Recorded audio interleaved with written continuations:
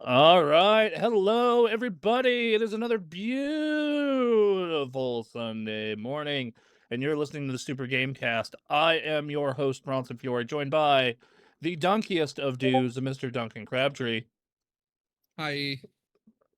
and our mod mommy wielder of the band Hammer, Miss Emily Hulslander. Hello, everyone. What's up? How was everybody's week? How was everybody's week? It's pretty good. It's pretty good. I played video games. I did too. And I read a book. That's mostly what I did. You read a book? Oh my god.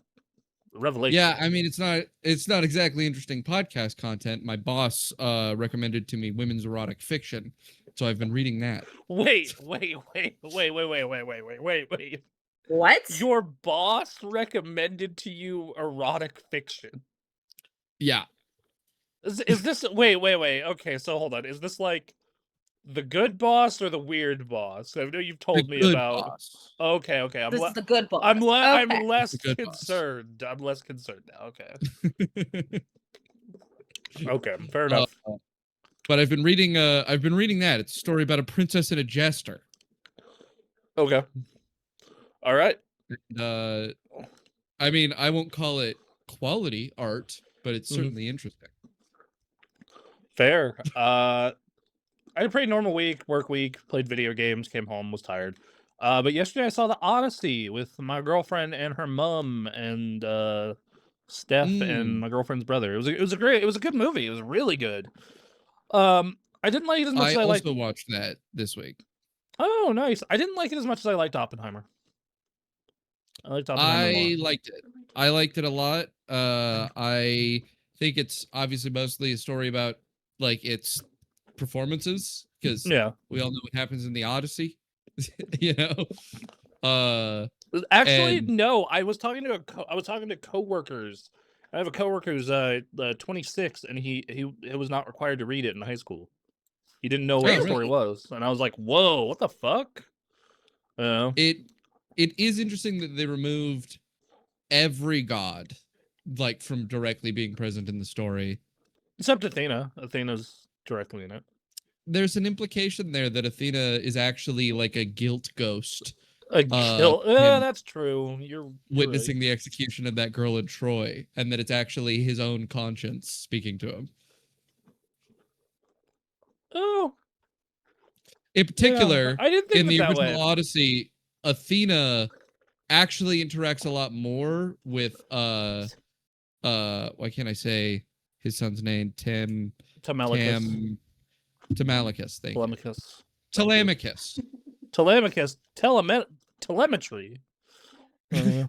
Athena actually interacts a lot more with Telemachus in the original Odyssey, but she doesn't interact with him at all in this Odyssey. Oh, yeah. That's right. Yeah. Originally, Athena abandons Odysseus for interacting with the goddess of storms, because she warns him that interacting with gods is folly, and that you're almost certainly going to end up in a worse position, and that it's hubris of him to believe that he can interact with the goddess of the winds and that nothing bad will happen, even if she's being nice. Just dealing with divine powers in general is a bad idea. And then and then when he gets the windbag, and then his crew opens the windbag, she's like, "Fucking told you so. Peace out, dumbass. I don't hang out with idiots." And then the only reason she helps out afterwards is because she's really good friends with Telemachus, and she's like, "I'll help your dad out. You'd be bummed if I didn't." But yeah, so they remove all the direct presence of every god except for Calypso, Calypso and the Cyclops are the only two actual god figures in that, and they're both demigods. Yeah. God, I have not read the Odyssey in over a decade, so right. It's been a while for me too. But I don't know. It sticks in my mind. I'm like really familiar with. I realized when watching the Odyssey, I'm like, I remember like everything that happened in the Odyssey pretty well. So Uh, I mean, hey man, everyone has stories like that, right? Like, Yeah. I'm sure everyone can remember a book from high school front to back, depending You on know, what it I think is. it's probably because of like a year or two ago, I listened to Epic the Musical My Yep. because girlfriend showed me that. Love. It was real good. yeah, It was real and good. that retells the Odyssey, Mm, so probably keeps it fresher in my mind. fair. I love the practical effects. That movie looks fucking incredible. It looks I incredible know, front to back. right? Seeing that the Cyclops is a puppet, Yeah. that's insane. Oh my god, dude.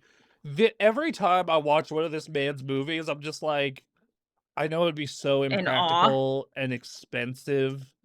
But yo, dog, Hollywood, if you want to get people in the seats, let's get back to Right. This is practical how you effects. fucking do it. No, This is it's how you do it. there's this whole thing about like how is Christopher Nolan getting such a star-studded cast, and he's paying like kind of under the usual rates for a lot of these actors, Yeah. and that's just because they're all, I mean, for one, Christopher Nolan is so prolific that they're like, oh, it's gonna really get my name out more, and you get to be on set with all those practical effects, and everybody's like super excited. You could see in all the interviews for this movie after the fact, every actor was like, that was amazing, that was so awesome. Yes, and like for the audience, there is something extra you gain in like not having to suspend disbelief so much. Because like last year, I watched through all 3 Indiana Jones movies with my girlfriend. It's her Mhm. first Yeah. time seeing them, and like those movies were made in an era where that's the only thing that existed was practical effects, and it just Right. gives it this like look of like, yeah, this feels like you're watching a real thing happening. I can like my brain is not processing this as like, oh yeah, that's cool, a computer made that. Oh, neat. Yeah, you get this issue with animation where like it has a hard time matching the weightiness and the realness of like how it would actually look in any way. Yes. And so you get a lot of stuff that feels like super low impact. Mm. But with practical effects, it's all fucking there. Yep. Yeah, it's just that I realize that most movie studios will never do this because it's just so wildly expensive. It's Yep. it's Yeah. The so Odyssey was a really expensive movie to make. yeah, no, 100%. I wonder where he's gonna go next. I wonder where he's gonna go next for his next flick. Obviously he's had two giga financial successes in a row, right? Like Mhm. I think he's also like, I know he didn't mean to, but like he's perfectly triggered the weird culture war shit to get people to talk about the movie constantly. Yeah. Like all he did was he casts one trans man who does a great job, Yep. and then he makes Helen of Troy a black woman. Mhm. And that's the thing, Helen of Troy historically would have been a black woman. Yeah. I don't know why it's so controversial that Helen of Because Troy is a black woman. when look, a lot of these people in the like whoa crowd scream about this shit, they are thinking of a fucking like Greek like English theater production, and Right. that's to them what it is. But Little Helen of Troy is supposed to be Nubian. yeah. Also, regardless of whatever she is supposed to be, it's like it's a fucking movie of a Yeah. Greek myth.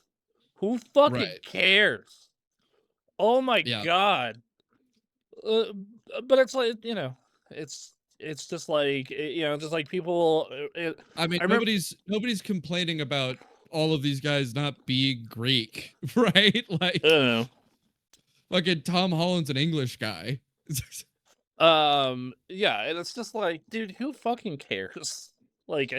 it's just like it's the same crowd who was like bitching about, well, this doesn't talk in old English the way I think they should be in the lead up to the Yeah, movie. that was so annoying. I remember Tom Holland got interviewed about it and was like, what do you think about the choice not to speak in more modern language? He's like, well, if you were to really be dedicated to like making it historically accurate, they'd be speaking Greek. So I think any form of speaking English is equivalent. They'd be speaking Greek, and they would also be singing this shit. Yeah. So, like, it would be a musical. It'd be a Greek musical, you fucking idiot. Yeah. Yeah. That might be our title for the week. It would be a Greek musical. Greek you musical, fucking you idiot. fucking idiot. Epic the musical is good though. I've since listened to a couple more songs from it, and I'm like, oh yeah, it's a good. I hear it's he's a good working on one based adaptation. on the Iliad, so it's gonna be good shit. Yeah, my girlfriend actually blasted Iliad or not Iliad, Epic the musical yesterday. Good, You know, good. it makes me think. Nobody wants to adapt the Aeneid. Everybody wants to adapt the Iliad and the Odyssey. Nobody wants to adapt the Aeneid. No, Maybe that's too much. because they go, actually, Odysseus was a piece of shit, and we hate that guy. Lord. Yeah, pretty much. Because you know they wanted to make the they wanted to make the Romans descendant from the Trojans, and so the fucking Odysseus fighting against the Trojans. Now he's a bad guy suddenly. Feels like a comic book turn. It's exactly what it was. It's a comic book turn in the Roman times. So, anyway, hey, video games. We're not Yeah. we're not a movie podcast. We know someone who runs one of those, but that's not us. Hey, you played some Palworld. I played a ton of Palworld. What's going on in your Pokemon slave camp? Okay. So here's the thing. Palworld is like a real game now. Yeah, okay. That right? I would hope. There was obviously, you know, when Palworld's trailer especially came out, everyone was like, "Oh, that's funny. It's Pokemon, but they put slavery in it." And then the game came out, and it's like, "Oh, it's actually like Ark. It's Ark Breath of the Wild Pokemon." Oh, cool. You just made me really interesting. never want to play it by saying Ark. Oh, Thank you. no, it's not at all for you. Okay, yeah, great. Great. Super. No, you would hate this game. Super. But it's you know, I've played it twice in the past, right? And both times I got pretty into it. I found it a very interesting game. I have like 300 hours in the game overall. And in this most recent one, I was expecting it to be another situation of like, oh, hey, there's been like a couple minor things changed because it hasn't been crazy long since the last time. Probably played it like 7 months ago, before this. And so I figured that there would not be a ton of new content, but their 1.0 update has a shitload of new content. There was a feeling that this is like an early access game for sure, in its pre 1.0 stuff, and I was only like one update prior to their 1.0 release when I played. Yeah. And they were clearly saving like a ton of stuff so that they could kind of make a big enough leap into their 1.0 that it would be worth it for players to come back and that it would feel like a fully complete game. They wanted to get all the, like, I'd say the unpolished sides out before their 1.0. And they added a ton. They added like 73 new pals, that's a shitload. That's a shitload of new guys. They added a bunch of building stuff. They added a ton of quality of life features that people have been asking for a long time. They added 2 new continents to the map. Holy shit. Yeah. One of them is like a series of sky islands. Okay. And then the other one is the zone that the game has been teasing the entire time, the world tree. And so there's like, I'd say there's probably easily like 20 to 30 hours more content added to the game for a normal playthrough. But Palworld's the kind of game that like has really long playthroughs, because, you know, like I said, it's an Ark survival evolved sort of thing where you're doing base building, and then you're getting XP to unlock technologies, and then those technologies let you build new stuff. I'm not a huge fan of that progression system. I really don't like it in Arc. And the only reason I'm able to kind of stand it in Palworld is that Palworld has such an interesting gameplay loop outside of it. On Castle Super Beast, they talked about it, and I think Pat was putting it perfectly, where he's like, yeah, that game has like a perfect loop. It has this perfect sort of you go to your base, you make your base location, and you start building out your base, you make it nice until you sort of run out of technology and you hit this bottle cap, or not bottle cap, this bottleneck. Like your pals just aren't good enough. You're like making iron ingots, but they're making them too slow. They're just not good enough guys. And so you've gotten everything set up at your base, and now you're incentivized to use all the resources you got from doing that base gameplay and go out into the world and go catch new pals, get better stuff, come back, and then go through another technological revolution. And the result of it is that, weirdly, the game plays a lot like a factory optimization game, like a Satisfactory almost. Well, like I got I had that realization when I saw like a literal fucking like steel mill early on that someone posted. It's just like, oh, it's like, well, here's my farming work camp, and then here is my steel mill. Also, can't you like capture people now? If it's in a pal sphere, it's a pal. So if I come up to a man, if a wandering merchant wanders in my base and he goes into a pal sphere, he's a pal now. Is pal just another word for slave? If it's in a pal sphere, it's a pal. I don't know what to tell you. They're pals. They're helping you out because they're your pals. They're just helping you out. Thank you for giving us another title. I will say that there's an element that there was this interesting part of the game when it was first presented and when it first came out was, oh man, you're doing Pokemon slavery. Haha, you're doing Pokemon slavery. Let's abuse the Pokemon, right? Mm-hmm. Unfortunately, the reality of the game is that treating your slaves nicely is the best way to run the plantation. Ah, yes. You need to be a gracious slave master. You need to make sure they're treated well. They need to have good slave quarters. Got it. Yeah. So there's this thing where it ends up leaning out of the joke as you progress, because like the best way to run your base is to make as perfect an environment as possible for every guy that you have in it. I need to workshop this more, but you're giving me great titles here. Thank you. You need to treat your slaves well to progress faster. They can handle more stress if you give them nicer quarters. They're more resilient to the whips if you massage them.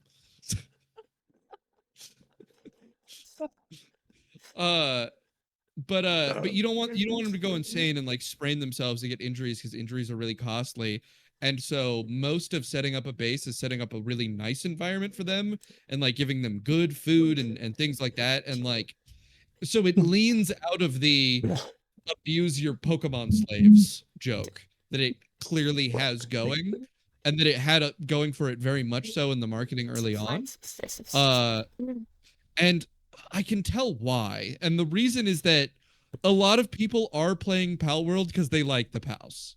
Like, yeah. It has the same appeal that Pokemon has, where you look at the little creature and you're like, I want the cute little creature. And a lot of people play Pokemon for that reason, and a lot of people are playing Palworld for that reason. If you watch a lot of random streamers playing it, you'll see a lot lot of people that are just like, "Ooh, I want the cool one or the cute one," and they're just collecting because they like the little creatures. I mean, that is a very inherent appeal of like any franchise who has this stuff, right? Like it's a big part of the creature collector genre. Yeah, like it's a big part of I played that Digimon RPG last year, right? And like I was going psycho because I wanted a War Greymon. And I was like going out of my way to go get a War Greymon. Yeah, and like people develop an attachment to their characters and they want to treat them nicely. And so the game took the coward's route and said, don't abuse your slaves, because they knew their players they knew the players would not like the process of treating your favorite pal like shit. And so they've sort of like, I think it takes a little bit of the edge away from the concept, where, you know, they're like, actually it's not about abusing your slave Pokemon, it's about making a happy environment for your pals. All right, I think I got our title. The game took the coward's way out and said no to slavery. I did pare it down a bit, but I think that's the winner. Pare it down a bit, but that's the idea. But yeah, so it's a much more complete game. I have to give them credit that they also, the PAL like breeding system is so complex. How so? It's so they have a PAL can have up to 4 traits. All right. And the traits have different effects on them, like, oh, they do a different percentage of water skill damage, or they do they have different move speed, and so on and so forth. And you know, you breed them to pass down their traits, and you've got to create this whole network of breeding tree to get a perfect pal that has all the perfect traits. You need to do eugenics on your pals if you want perfect pals. You just stole my thunder. I was about to make a eugenics joke. Continue. And the thing about Pokemon is that breeding a perfect Pokemon, EV training that Pokemon, getting them the moves that you want, that's always been like a really engaging and complicated part of the game that a lot of these other creature collectors are kind of missing. Because you know, Pokemon's had that kind of unique advantage of they have like such a high degree of system complexity that, and if you decide to keep engaging with Pokemon past the sort of layman level that most people do, there's never going to be an end to stuff you can engage with. There's always more, right? Yes. And Palworld, I think, has also successfully captured that feeling of like, you can always optimize your team better. You can always create better raid armies. You can always breed better pals. You can always make a base that's more efficient. And there's just more and more and more that you can be done with layers of complexity that I think is, I think that's a pretty interesting accomplishment. And I think their player numbers are clearly reflecting it. They hit 2.1 million players on Steam. Yeah, they're at their 1.0. Yeah, they're at 688,000 like this morning at time of recording. That makes them the 3rd most popular game on Steam this morning. In fact, they said that they hit a total concurrent players of 6.1 million across all platforms at their peak after that's crazy. 1.0 launch. It's crazy. So there's a lot of people that are looking at this and being like, well, that's just shitty discount Pokemon, and it is, but its popularity has clearly gone beyond the realm of this is a Pokemon rip. And yeah, it's I mean, I think they've sold like lifetime 40 million copies or some shit. That's fucking crazy. That's like, it's wild how successful Palworld is. I mean, it's not surprising. Like I knew when I was seeing like the footage of it, I was like, oh yeah, no, this is gonna be, if this ends up being a good game, this thing's gonna be huge, and it's it's a good game. It's very interesting. Yeah. Right on. Okay, well, I put a bunch of time into a bunch of fighting games. The one I want to talk about most are the 2 new ones, the beta from Marvel Tokon and Avatar. Avatar I'll talk about first because I think it's a little more interesting. Boy howdy, they got this company got a hold of the Avatar license and made an Avatar game. And what most companies, so much cool shit out of it. There was a lot of really fucking sick shit. I will be honest with you. And they said, no, no, no, we're not gonna make something like a normie can pick up and enjoy as a fighting game. Yeah. We are going to make the sweatiest fighting game I have seen in a long fucking time. We're gonna add one frame links. We're gonna make sure this shit is 2D and animated. We are gonna sweat it out, baby. Um and I kind of one, it was obviously pushed out early because of the movie. And Right. like the movie, this thing, because it's missing a character that is literally in the movie. That's Yeah. and that's supposed to come out. This season 1 is not here. Um, Well, Iroh's supposed to come out too. Like, yeah, they have a number of DLC characters coming that are clearly probably just stuff they were already working on. yeah. Ranked is not out. It's like it's in season 0s. There's no ranked. I think that what is going to happen with this game is very unfortunate in terms of its overall success and the possibility of getting another one of these, because it is a fantastic fighting game. It is an amazing fighting game. But outside of the Avatar license, it has absolutely no hooks to get a casual player to keep going.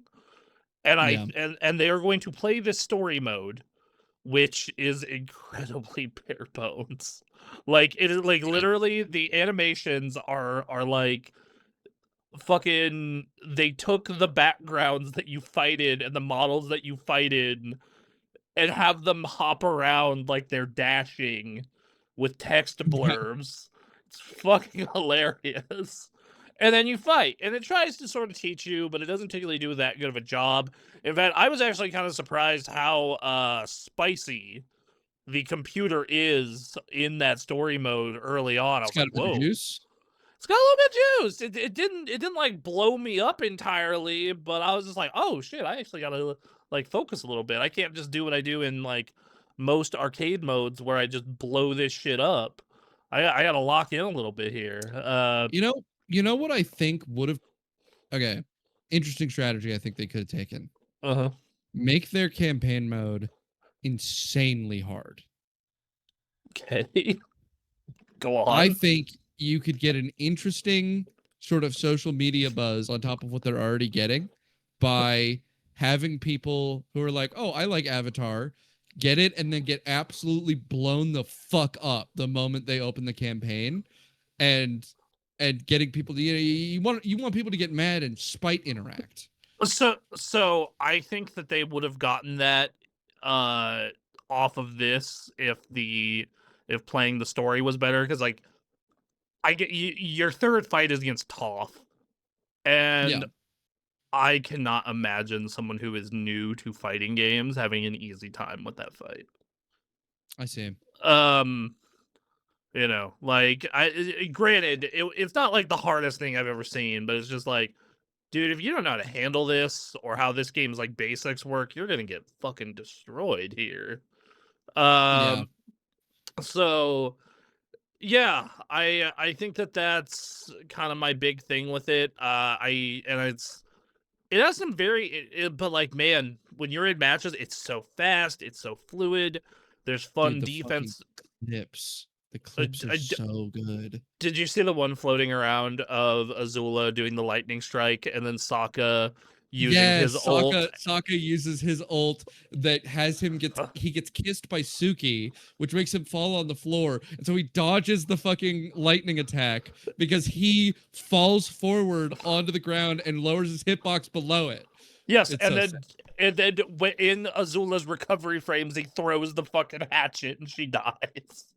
I that's saw awesome. I saw a clip where an Aang player, he fucking dodges an ult by crouching and then shifting into a separate stance, which is like a stance where you're floating but on the ground, to counter instantly into another move because he's in the correct stance to counter the attack that missed. And then they're like, but next set I brought it back. They're playing Korra. They dodge one of Aang's attacks by canceling an attack where they jump backwards onto a rock, but you can cancel the attack midway and then do an anti-air off the rock. That is a different attack because you're stanced on the rock.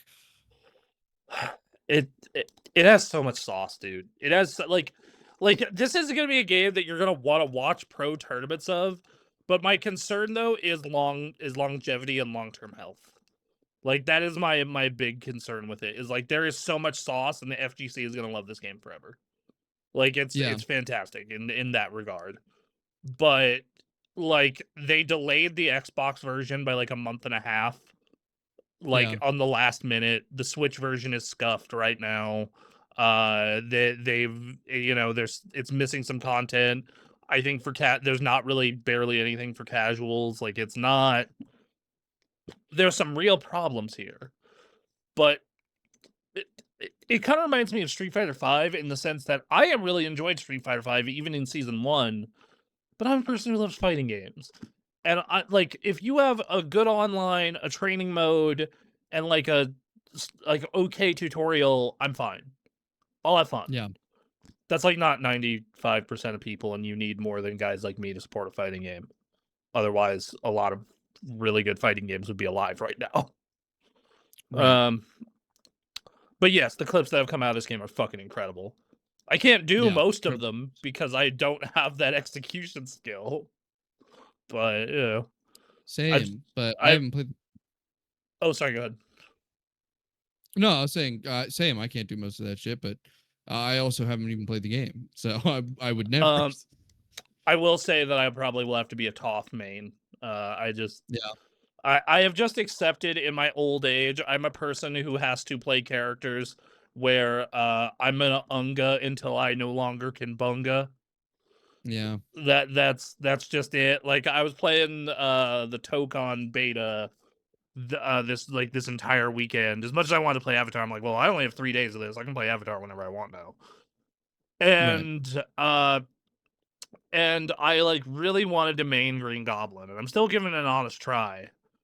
But like this man's setup and gameplay is complicated enough where I'm like, I sat there, I'm like, I might be too dumb for this. Literally versus like complicated. What? I said, yeah, it's complicated. Yeah, it's like, okay, I have these pumpkin bomb setups, and the pumpkin bombs go on a rotation. There's a stun, there's a slow, there's a fire, and then I have to fuck with my glider, and then but like, fucking man, would you get like a sick as fuck glider combo, dude? It's so good. Like I saw one where this guy got this guy up in the air, called in his glider to keep juggling him, and he ran below the glider to catch him when he dropped and continue the combo. And I was like, that's sick. So that is fucking sick. What? But no, I got better results just playing fucking Wolverine.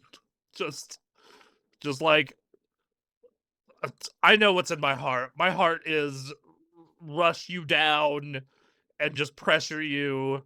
And you know, I need bread. I need bread and I need butter. Yeah, like I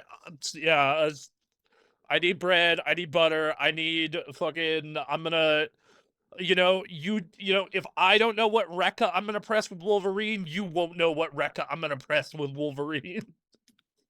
Exactly. But yeah, so that brings me to the next game. That Marvel Tokon beta. That game. It's a really good. This is another case of, man, shit feels cursed right now, because I think that game has incredible presentation. I think it is an amazing looking game. But the PC version is in a really weird spot because, one, you have to have a PSN account to play it. It's you can have a free one, of course, but like Sony's like, link your shit. It's like, okay, which means it's not sold in a bunch of countries, which is unfortunate. So that's your first big problem with it. Your next big problem is on PC. You know how games do shader compilation? Yeah. This game does that, but it doesn't front load it like most games. and Ooh. it is causing a lot of people to think the game has massive performance issues when it doesn't. It's just the shaders are compiling, and if you wait for that to be done, it'll be fine. And you can even go into the settings and tell it to, hey, please compile up front.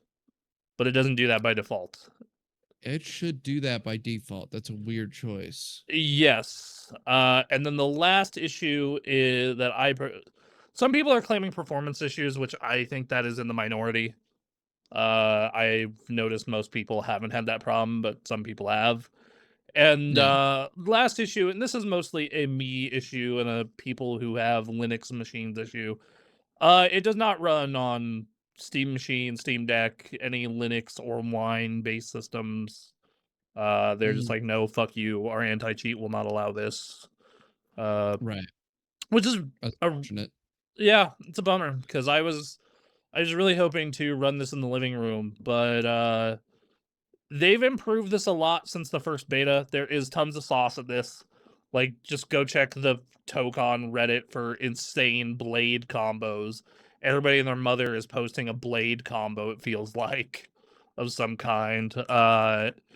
Great roster, super fun core gameplay. I think it's going to be a great game for casuals, though, because they have, like, all these... even in just the beta, they have all these, like, comics episodes you can try. Like, each team has its own full story that's basically a motion comic. And then it has your standard Arxis tutorial combined with, once again, this part isn't in the beta, but there are going to be combo trials, teach you basic structures and how they work. And then they have quick skills. So 1-button supers and 1-button level 3s and level 1s. The interesting thing about those, though, is they have found a way to balance it. So if you want to use 1-button level 3s and 1-button supers, it builds less meter and it does 10% less damage. So they found a way to get that balanced. They have managed to work auto combos into core gameplay, though, because a lot of them do have wall breaks, which is very important towards assembling your team. Because when you start the match, you only have 2 team members, and then you slowly you gather them by doing wall breaks or by losing. Yeah, so I've mostly been playing Spider-Man, Green Goblin, and Wolverine with a little bit, and Star-Lord. That has been my core team. I fucked around with Iron Man a little bit before bed last night. He's a lot of fun. I like how you can be real obnoxious and zone people out with him. Yeah. So yeah, that sounds cool. Yeah, it's a good game. It's I am looking forward to seeing the finished version, and I'm very curious to see how that PC version is going to go overall, though. I have played the beta second most of my friends, and of the Reno FGC probably third or fourth most. I gotta say, the Reno FGC has some real people who are. I am a person who is terrible at labbing out combos. I literally need to. Yeah. I need to understand whatever the bread and butter function for a character is for a combo before I can even come close to even labbing. And without that being public yet, I'm just like, I don't know. I could do this like 8-hit thing. Like, I can't come up with it. Someone's got to tell me first. Yeah, like I can start coming up with stuff once I understand the early structure, but until then, I'm just fucked. I did figure out a nice 14-hit one with Goblin, though. I was proud of that. I was like, okay, I figured something out. That's good. That's good. Yeah. So yeah, I played that, and then I played some of their Halo remake. Yeah. How did they make Halo? They so what I told Anthony is like, this is like you have plans to hang out with your best friend. And when you go to show up to hang out with your best friend, a stranger shows up wearing their face. Like, they killed them and cut off their face and put it on, and they're just pretending to be your friend. They're like, no, dude, you killed him and you're just wearing his face. They're like, no, I'm not. I'm so-and-so. It's me. It's me. And it's like, No, it's not. Uh, Yeah, yeah, like that's the vibe I would give it. So like, I'm playing through Halo it, and I campaign evolved. yeah, Halo campaign evolved. I have not. No, I want to say I have not touched the. I just finished the Silent Cartographer, so I'm on level 5 of 10 in 2 Mm, hours and 2.2 hours according to Steam. I am so I'm going through it at a good pace, which makes sense because I've played through Halo 1 a million times, yeah. and uh, I think they made the game a little too easy. Sprint Mm, alone makes the game like, and granted, I'm playing on normal, but this definitely feels even easier than Halo 1 normal, right? mm, Which is weird. And it is a game that has the environments of Halo 1, but the shooting feels like it's from Halo like Reach or Infinite. And interesting. then the vehicles do not feel like Halo at all so far. Like the Warthog does not fucking flip around like crazy for no reason. It's not slidey and weird. Yeah, it's not slidey and weird, which in my opinion is a problem. And having mechanics from later Halo in Halo 1 really fucking breaks that game. Like the assault rifle Yeah. has ADS and it can headshot. So you're just like tearing through grunts with this Yeah, fucking ADS machine gun. yeah, that's a little strong by comparison to original Halo 1. Yeah, and then you have sprint, which just Yeah, I mean that in particular really changes the fundamental way Halo plays. It yeah, always did. yes, and Halo 1 in particular, especially because the environments aren't built for this. So, Yeah. in the what is it, the third level? Yeah, the Hmm. third level, the one where you're on the Covenant spaceship for the first time, Oh and yeah. I go and you have to fight those two hunters in the room with the tank turrets, and they like there's this big wall. And the previous Halo, you would like kind of use that for cover and then like try and get around them. It was so easy just to leave them a wall and sprint around to the other side of it and shoot them in the back. Yeah, Um, because originally a big part of the issue with Halo is that repositioning is super deadly because you're really fucking slow. You can't be out in the open. yes, and that is no longer a concern at all. They've added some weapons from later Halos. Like I found an SMG on the ground. I was like, oh yeah, this is fine. Uh, they have I certainly don't updated. mind the idea of new weapons. Yeah, that's not bad. I actually should check to see if other weapons have ADS now. I should probably look into that because I did it on accident on the assault rifle, and I'm like, oh, that's neat. Um, but Might be like Infinite, everything has ADS to some extent. that's what I'm thinking. That's what I'm thinking. So they've added terminals and skulls. Like I found a terminal in that spaceship level. That's fine. I will say that they have in some ways dumbed the game down because do you remember that spaceship level when you get into that one room where Keys is and there's just a bunch of invisible elites? Yeah. The first time you run into invisible elites, they have big red markers above their heads Oh and no. taking the intention out of the fucking It's encounter supposed to entirely. be a moment that like surprises you like, "Oh shit. Oh, they're invisible." Yeah, And then yes. you have a hard time dealing with it because it's like a really like it jumps you. And Yeah. then the next time around you're like, "Well, now I know they're invisible." Oh, and they're not that hard to see. And then you just deal with it. The Yes, idea and of completely eliminating their invisibility so that you never get surprised like that. I've seen a number of complaints about this game that is basically them ruining major moments of the original Halo campaign by like not getting the intent behind it and just fucking being like, "Oh, well, there you go." well, that I mean, and that's what adding sprint feels like. And I know there's a setting where you can turn off sprint. I'm like, yeah, but that's not the default. And I'm playing this like the way that it is like intended, Yeah, as which intended. which is the default If setting. you I've seen also the scene where you first meet the Marine that like saw the flood attack everybody. Oh, I'm not there yet, but please go Shoots at on. you. He can't shoot you. Hmm? He can't shoot you. His bullets don't hit you. You can just stand in front of him. And then he's also a skull now.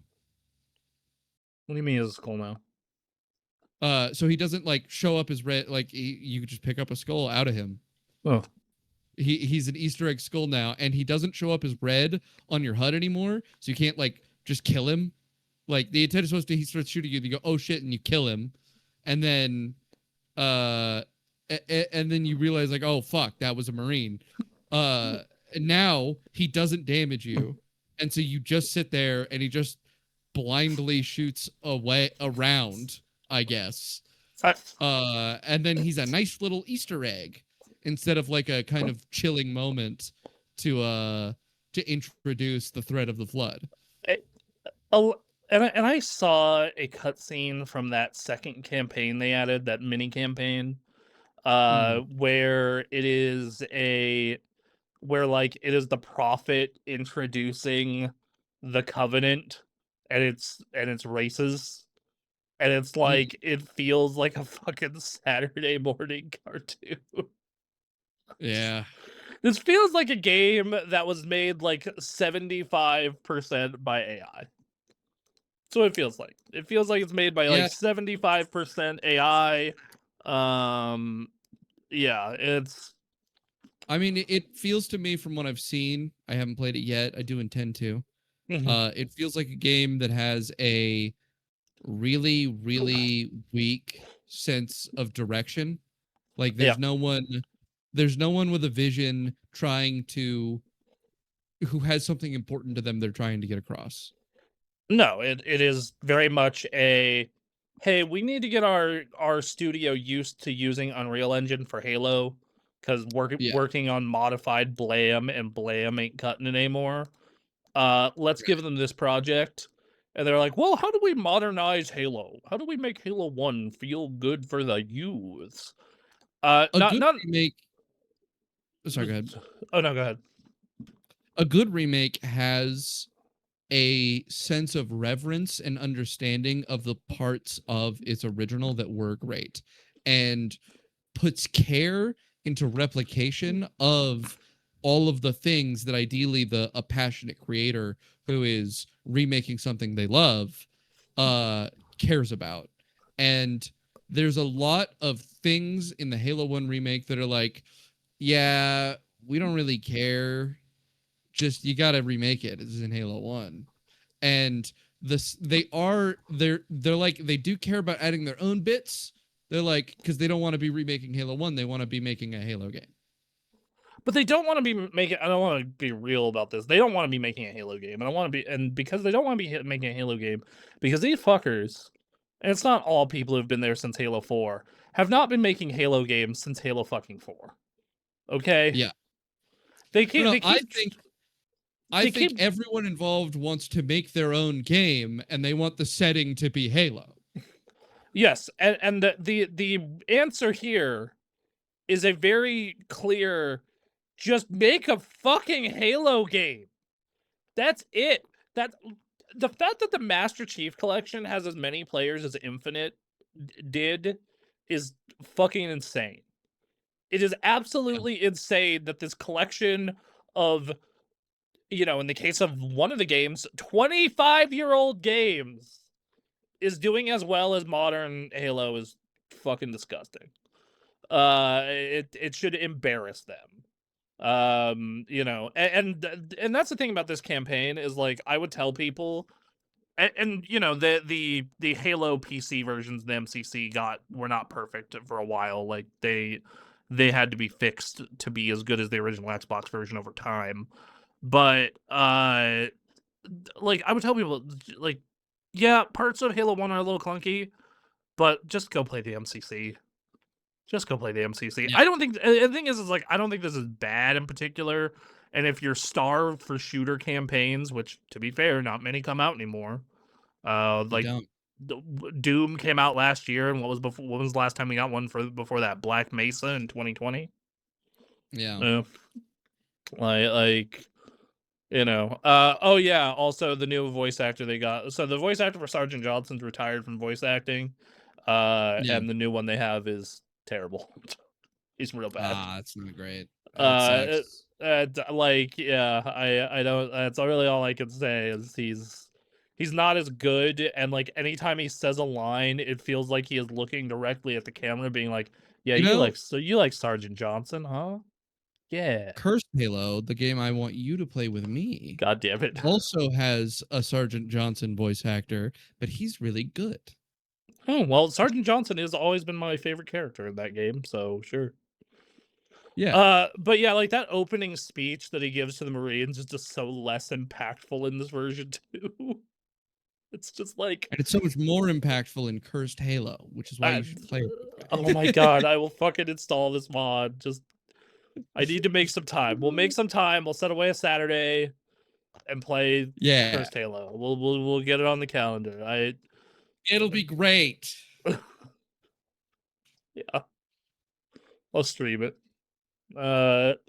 Anyway, yeah, I don't know. I'm gonna finish it, and I'm gonna finish their side campaign. I guess the thing I can say is even bastardized Halo 1 is still really good. Yeah. Like and if you're like, It's a good game. Yeah, and if you and also I think that something that can be said, as I was talking about before we got sidetracked by Cursed Halo, was the campaign. You know, you don't get a lot of campaign shooters anymore. I think the last one before Doom was like Black Mesa in 2020. Yeah. It was like, yeah, Black Mesa and Doom Eternal in 2020. So it's like, I'm almost inclined to say, if you really miss shooter campaigns, this is good. It's not horrible. I don't think it's the best way to play this, but if you miss shooter campaigns, you should get Halo the Master Chief Collection. Yeah, you're right. Yeah, then you'd be able to play And Titanfall 2. Yeah, what if you've already played those a bunch? Play them again. I guess so. Hey, I mean, also your other options, like the only new thing is like Doom. You could play Doom. Well, but like even Black Mesa, that's Half-Life 1. Okay, no. So on the real though, Black Ops 6 had a really good campaign. Go play Black Ops 6. There you go. Go play Black Ops 6. Is that the one with Ronald Reagan in it? It's the one. No, it's the one with Bill Clinton in it. It's the one with Bill Clinton in it. I remember they had that clip of Ronald Reagan, and they were like, "No, guys, including Ronald Reagan's it's not political at all. There's nothing political about this." Call of Duty has had a lot of weird moments like that. I remember in 2012, they used Oliver North for the marketing of Black Ops 2. Like they, you know, and I remember writing this like very lengthy article about how he was a war criminal and a terrible person, and what the fuck, this is such a bad look for video games. And then that article got quoted by, I think it was the Washington Post. It was one of those big outlets, and they never told me, and I found out like 4 years later when I searched my name on Google. So, yeah, I don't know. Sucks that shooter campaigns aren't around anymore. Yeah. Yeah. Let's see. You had something else on what you've been playing, right? I did. You keep calling it Densha Attack. Sorry, Densha Attack. Yeah, Densha Attack. Sorry. Densha as in train. Yes, Densha Attack is a game that I am convinced was made by a bunch of old Dreamcast developers, got frozen in time for 20 years, and then just woke up and were told, "Here, you make this." I was convinced. So he sent this to me earlier this week, and I was 100% convinced that you had like forgotten a space, and you were saying, "Have you seen Dan Shattuck?" And I'm like, "Who the fuck is Dan Shattuck?" No. What? That would actually be a great name for a YouTube channel, is Dan Shattuck. Dan Shattuck, that like sounds like a game developer name to me. Yeah, no, Dan Shattuck. He worked on Densha Attack.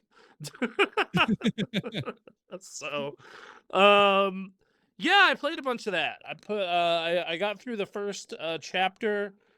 Bro, that game is so fucking good. It's so Yeah. fucking good. It is so goddamn awesome. It is colorful and vibrant, and the soundtrack is fucking amazing. And it's like if SSX. It looked very Jet Set Radio.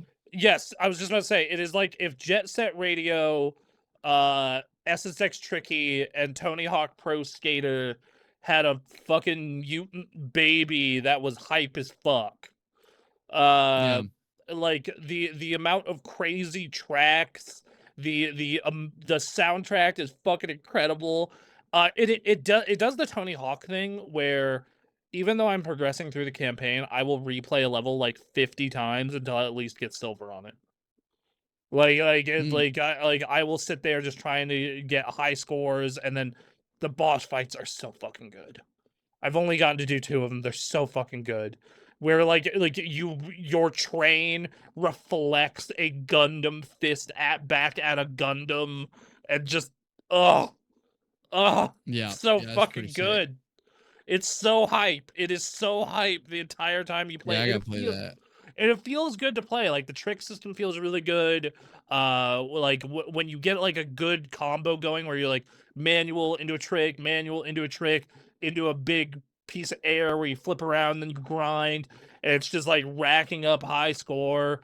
It does not feed you all or a good amount of the full mechanics till the end of chapter 1. I'd say once you can manual is when you really start understanding like how tricks start comboing and working together. So they Yeah. piecemeal it out pretty good. The story's fine. It's fine. I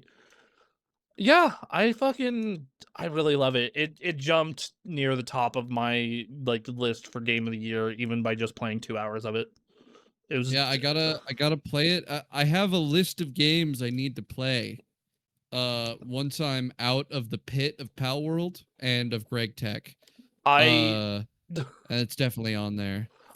so there's a how do you feel about rhythm games? Because I've been playing. I played it. I talked about it last week. I enjoy them. You should check out Rhythm Heaven. This game feels very Yeah. Duncan coded. Yeah, Feels Rhythm very- Heaven looks cool to me. It feels very very Duncan coded. in I a saw big there was way. an auto song in there, so I thought, oh shit, I gotta play that. Yeah, dude. No, that game. I was surprised how hooked I've been on it. It's definitely like just this game where I'm just where I'm like sitting here just fucking like I will like I was I'm gonna play 10 minutes before bed, just do 2 songs, and I end up playing for an hour. Yeah. It's this very just weird Japanese fucking fever dream of a video game. And yeah, I absolutely. But yeah, so Dawn Attack. One thing that I did like though, and I sent you this. Mm. This is a post from a gentleman named Cheese GX on Reddit about the game. Yeah. Dense Attack and Neon White sit in this fascinating zone where their design and mechanics are excellent, but everything about the presentation and aesthetic feels like it was made to specifically appeal to the guy in the MagFest arcade room who only wears Uniqlo Jujutsu Kaisen merch. Or Yeah, Uniqlo JJK merch for sure. This is the type of guy who's like, oh yeah, that thing's so great. I love this niche thing most people have never played. And then game made for people who frequent Two Best Friends Play /r/Two Best Friends Play, to be completely honest. And It's completely true. I saw that and I'm just like, damn, motherfucker, did you have to call me out so hard? And then I sent it to Aaron and he is like, same. Also, this is the best endorsement I've ever seen to get me to watch Jujutsu Kaisen. Oh my god, he should. I love JJK. I love JJK so much. We're living up to the stereotype, brother. We're living up to the stereotype. Do you want to play some Third Strike in the MagFest arcade room? I actually really do want to go to MagFest. I do too. Though I've never played Third Strike, so I would really get my shit kicked in. I am not good at Third Strike, so it's a fair fight. You're good. You're Yeah. good. Do you know how Street Fighter in general functions? No, I've never played any Street Fighter except 4 for 2 days. Bro. Okay, that could be a whole fucking show. You know? Yeah. Get Duncan Uh, fuck get into fighting games. Get Duncan into fighting games. I find I Uh, generally have some intuition for fighting games because of my Soul Calibur playing. that makes sense. But I have horrible execution for quarter circle turns is my biggest issue. So I could teach you how to get pretty good at that, actually. Especially in Yeah. modern games that have pretty lenient buffering and pretty lenient correction. Third Strike Yeah. is mean though. It's very precise. Uh, Yeah. but You know, yeah. you've expanded my list so much. Did I tell you that I am likely going to be dragged into playing World of Warcraft at some point? In I don't know, maybe the next 6 months to a year. I love that for you because it's like this is the most I've disengaged from World of Warcraft since like 2020. Well, you see, Chris has switched to retail WoW. I saw that and I was so pissed that he didn't tell me. I was so Yeah. mad. I was like he posted about it on Facebook and I'm like, bro, why didn't you tell me? I commented that on it. I was like, I've only been yelling at you to play retail for like 3 years. And You so what he's know? been doing is that he has been talking to me like almost every day, as usual, and always bringing up like, by the way, retail WoW, could you just maybe try it for me, please, please, please? And he keeps guilting me into it, and I'm like, maybe after I get through my stack of games. Dude, yeah, I have a monster stack right now. So I was doing pretty good at keeping up with games until I went to Evo. I went. Yeah. Oh god, I broke the camera. Okay, here we go. I would like then I went to Evo and like I still have Dense Attack to finish. I still want to finish Rhythm Heaven. I want to put a bunch of time into Avatar and Marvel Tokon. I don't like. I need to finish Rhythm Heaven. Last night I played some more Saros, and I've officially given up on Saros. I'm done. I hit the roguelite wall of I fought this boss for a 4th time, and I beat it, and then I kept going, and then died, and then I was like, I'm gonna have to play that whole fucking level again and beat that boss for a 5th time. Nope, I'm done. I'm done. Yeah. Took it out of the disc tray, plopped it in the case, deleted it. I was like, yep, this can sit on the shelf forever. Fuck this. Yeah. I am about 8 hours into Procopia. I need to put more time into that. I think I heard my girlfriend giggle when I said that. It's either that or I'm hallucinating. Whatever. I have a potentially endless delayer in my stack in that I am also playing Greg Tech New Horizons, which is the Minecraft mod, which is 2,000 to 3,000 hours long. So if I don't want to play something super badly, I can say, well, I'm still on Greg Tech right now. In my case, it's like I just got and Marvel Tokon's gonna probably replace this, but when I got back from Evo, I've been wanting to grind Street Fighter like crazy. Like I got another character Motivated to you. Diamond. Because I was like, okay, my fundamentals are ass. They've gotten ass. How do I get fundamentals back? Play Ryu.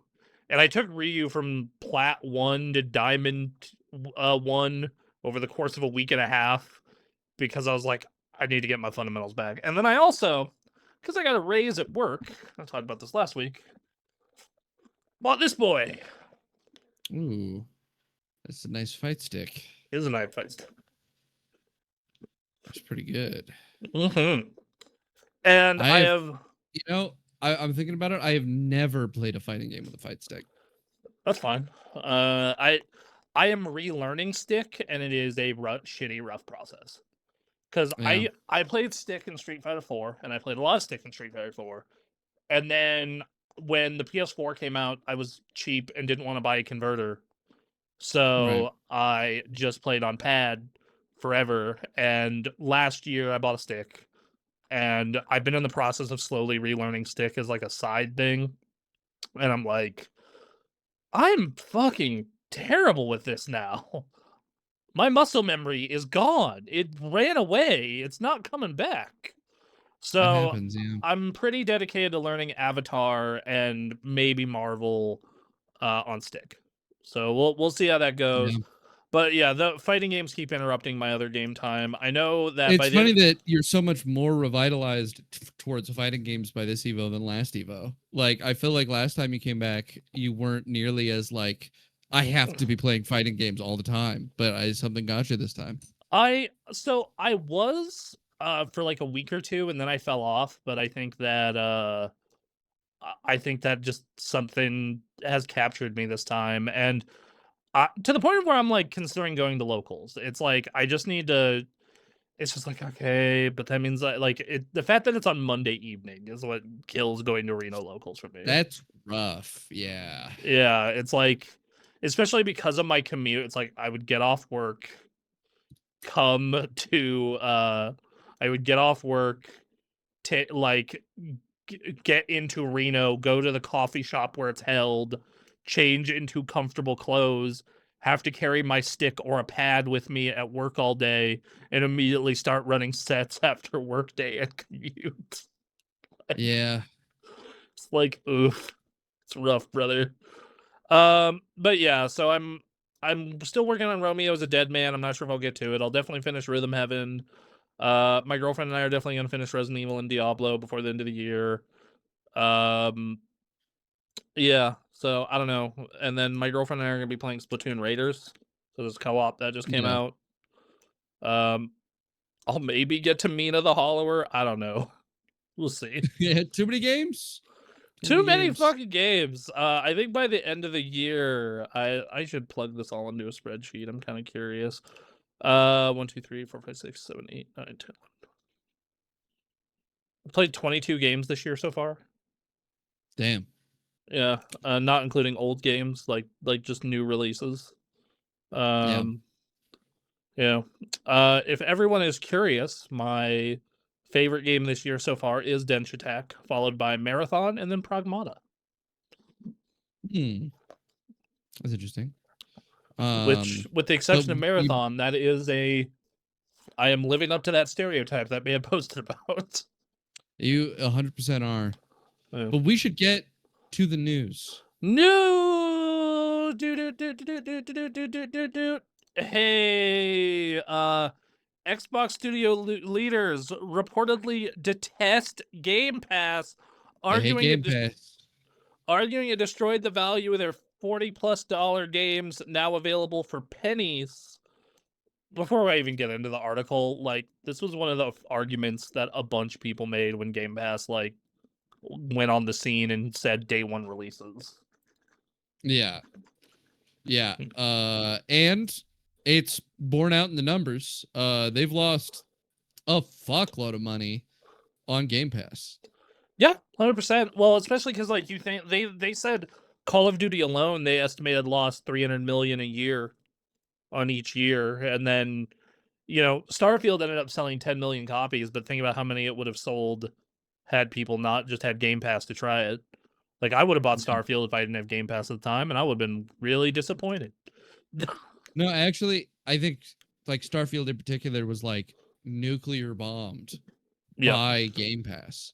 I think because so many people went, oh my god, and I can play Starfield day one. And they're excited because it's a Bethesda game. Everybody thinks, yeah, it's gonna be at least as good as Fallout 4, which was good enough to be fun. I think it's their worst Fallout game, but I think it's a good game. I think it's better than 3. I like it more than 3. Maybe I could see I am a Fallout 3 hater. 3 has a lot of problems. 3 was the first game I ever played that was a case of this is critically acclaimed, but I really don't like the first 8 hours that I've played. I'm gonna force myself to finish it and go through it to see what the hype is all about. And by the time I was done, I extra came out of it being like, fuck this game forever. I have a bit of nostalgia goggles for 3 because I played it as a child. But there's so many fucking problems with 3. I think 4 also has a lot of problems though, but good games overall. And they have enough goodwill as Bethesda that enough people were like, I'm gonna play Starfield, of course. And then Starfield comes out and people are playing it on Game Pass. They realize they don't like it. They just don't play it anymore. Yeah. If they had spent $60 on the game, they'd have kept probably playing it a little longer, justify the purchase, you know? And I imagine a ton of people that were really excited for Starfield and then bounced right off of it came from Game Pass. I mean, that was me. Like, I put 10 hours into it, mainly to cover it on this particular show. And I was like, this game feels a million years old, especially after the release of Cyberpunk. You know, and Baldur's Gate. But yeah, Bethesda really does have an issue in the post-Cyberpunk world with whatever they're putting out next. yes. So, Schreier believes, Jason Schreier from Bloomberg believes that Game Pass won't die, but it'll likely remove day one availability, which that's what Sony does. Like, that's Sony says, here's all these classic games. Here's a bunch of games that are a year old or older. It's a really good catalog. There you go. Enjoy it. Yeah. So yeah, it's no surprise. But, you know, people have speculated for a long time that developers would be upset with Game Pass. And so the news coming out that, hey, guess what? Studio heads really don't like Game Pass is exactly in line with what we thought would be the case. Well, because Microsoft said, you know, that they were like, yeah, if we hit the number of players that we need, then this will absolutely be perfect for us. But they didn't even hit half of the number they needed. So, you know, and then Game Pass has been central. The article here says Game Pass has been central to the strategy that Xbox pursued for nearly 10 years. The dire state of the division, a mere 3% accountability margin, down year over year, highlighted in Asher Sharma's latest memo. You know, like they talk about it in depth, and you know they agree. Like this is killing us, and you know, you and I have talked about this, and I think you're probably right. Where there are not a lot of people who consume video games like you and I, or really most people we associate with, where we get money out of we fucking do great on a service like Game Pass. That saves us so much money. The average person. I mean, I haven't lately for like a year plus because I've been playing a lot of indie games and shit. But for a heavy gamer like us, you can make so much net profit by just not purchasing a number of the games. For one, there's a lot of games that you'll buy, try, and not like very much, and sucks for you on the game, right? Yeah. Especially on consoles, because they don't have the sort of generous refund policy that Steam has. And Game Pass solved that issue. And so, and then the other big value point is I have 5 buddies that are like, oh, play this game on Game Pass, and then I can hop on and I can play that game on Game Pass. Yeah. And so it can be totally worth it for basically just us. Like, it's this very sort of niche group of people that are the I can hop on with people basically anytime, and there's a bunch of releases that I'm interested in. Yes, and I am I am willing to play a wide variety of video games as well. Like, that is another factor in it, is like I am willing to play almost any genre under the sun, even survival games in some instances. Like I'm cool with that. In fact, we mentioned it earlier, Palworld. Palworld was one of the most successful games on Game Pass. Yep. When it first got added, and like I think it's one of those strange cases where being on Game Pass was actually great for Palworld. Because there are some games that have benefited, mostly the smaller games. You know? Yeah. And a small game like that, you know, it costs $20, right, for you to go buy back then. And it means that there's so many people playing it that'll be able to talk about it that wouldn't have played it if they didn't just already have it, that it really helped accelerate the buzz for that game. And also, if you're a smaller studio, you of course get whatever the kickback that Microsoft gives you on how many downloads is probably very beneficial to you, being a smaller studio. Well, I think the big thing for the small studios is that they get the here you can live like stipend. That is the a lot of people will take the deal with Microsoft because they're like, fuck, we're broke as shit, and if this doesn't come back and make us our money, we're screwed. And Microsoft goes, here's all or most of the money you need to make back for certain if you put your game on Game Pass. Well, like, there's a lot of games I've really loved that I found through Game Pass and just being free on Game Pass. The one that stands out to me the most is The Artful Escape. That was one of my favorite games in 2021. That was a Game Pass game. That's how I played As Dusk Falls and Shredder's Revenge, both Game Pass games. Loved them both. Hi-Fi Rush. So I think Game Pass has been a very big win for smaller studios, which is why also on PlayStation Plus Premium, you see smaller studios signing up for day one. Stray was a day one on PlayStation Plus Premium.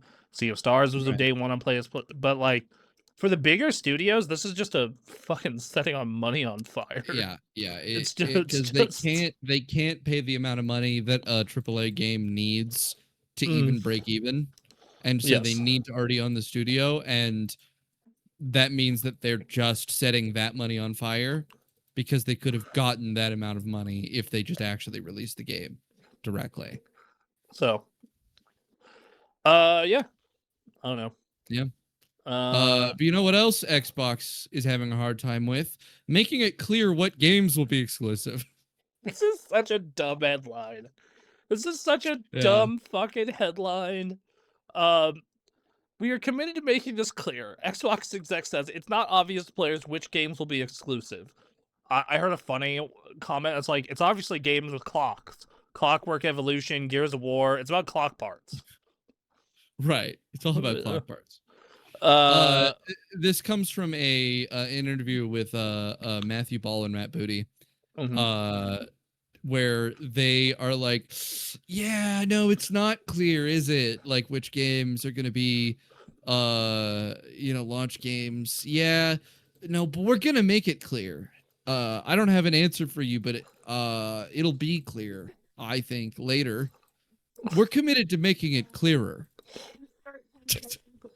So here's my conspiracy theory, and I've said this since not E3 earlier in the year. I think that they are doing these two games as exclusives as a test bed. And those games, when they don't do well, because there's no way in hell, like, which they won't because of Game Pass. One, Game Pass. Two, there's just not enough people who would give a shit about Gears of War on PC and Xbox to justify $300 million. Clockwork Revolution, I don't know its budget, so I can't say if that'll do well enough or not. Regardless, and there's also zero trust in Microsoft at this point, that when they bomb, that'll be their justification to go, well, we tried exclusive. You didn't want them. You didn't buy them. You didn't buy them. But I don't know what to do. We're putting everything on PlayStation now. Putting everything on Switch. Everything goes everywhere because that's what makes money. Yeah, I think they have maybe a chance if they just pull it off Game Pass. If they're not day one Game Pass games, they could maybe have a chance of being like, hey, look, actually, there is a good return on getting an exclusive. But it's going to not make anywhere near as much money as if it did release on PlayStation. Like, they're going to see that immediately. Well, I mean, fuck. It'll be a tough spot for them.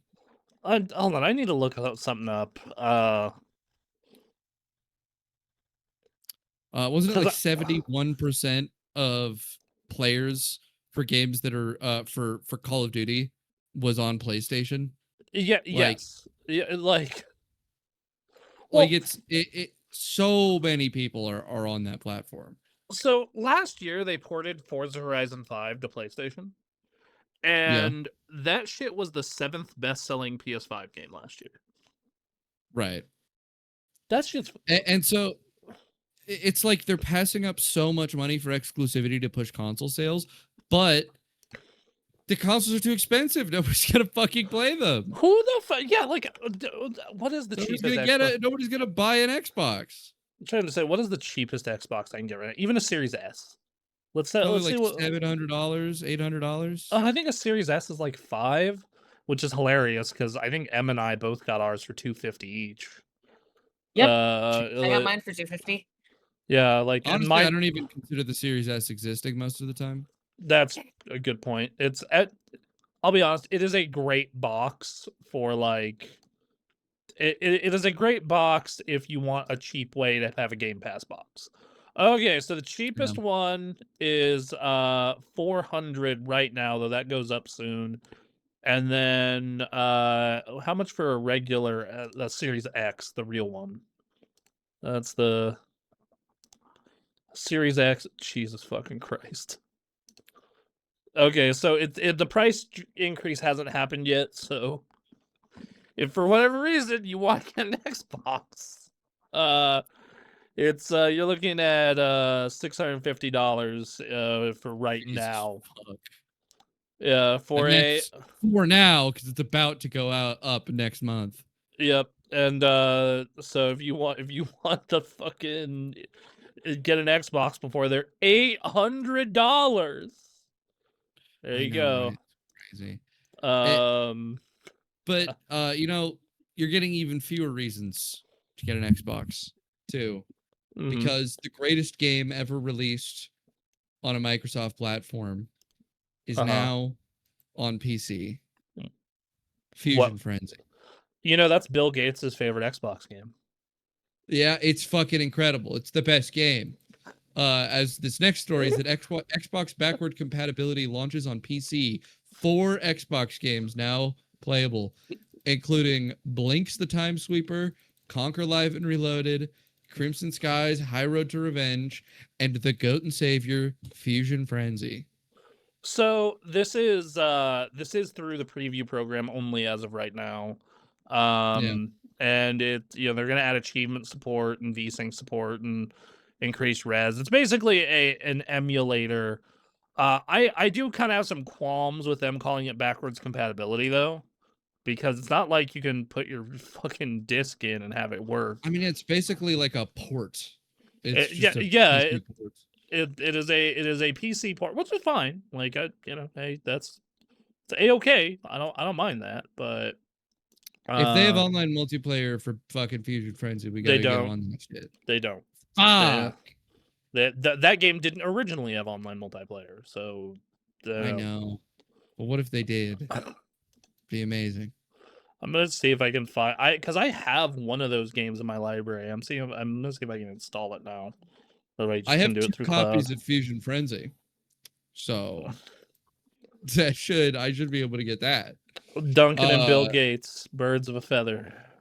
The fucking the thing on the cover, the game where you're in the balls and you bounce at each other, and the ring slowly falls down as you bounce on each other, and you try and be the only one in the ring. It's great.